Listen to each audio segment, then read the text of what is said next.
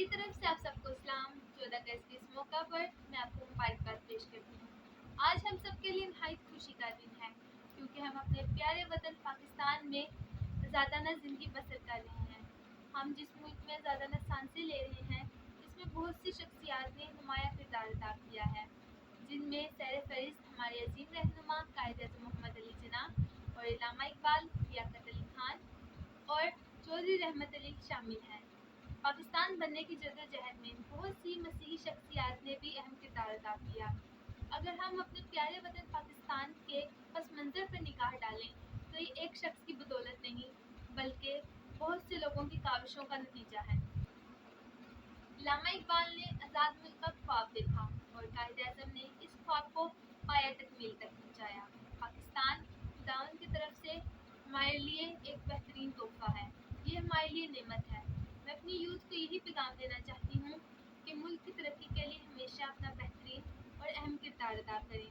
پاکستان کا مستقبل ہم لوگ ہیں اور ہمارا یہ فرض ہے کہ پاکستان کے مستقبل کو روشن بنائیں۔ ہمیں ہمیشہ ایسی راہیں اختیار کرنی چاہیے جو ملک اور قوم دونوں کے لیے بہترین ثابت ہو اور ملک کی ترقی کا سبب بنے۔ کسی بھی ملک کی ترقی کا دارومدار اس کے نوجوانوں پر ہوتا ہے، اس لیے ہمیں اہم کردار ادا کرنا چاہیے۔ دیکھا جائے تو آج کل ہر دوسرا شخص سوشل میڈیا استعمال کر رہا ہے۔ ہمیں اس پلیٹ فارم کو اس طرح استعمال کرنا ہوگا جو نہ صرف ہمارے بلکہ ہمارے ملک کے لیے بھی اچھا ثابت ہو۔ اس پلیٹ فارم کے ذریعے ہم اپنی بات دوسروں تک بآسانی پہنچا سکتے ہیں، کیونکہ سوشل میڈیا نہ صرف نوجوانوں بلکہ ہر عمر کے افراد استعمال کرتے ہیں۔ نہ صرف لڑکوں بلکہ لڑکیوں کو بھی آگے بڑھ چڑھ کر اپنے ملک کی ترقی میں اہم حصہ ادا کرنا چاہیے۔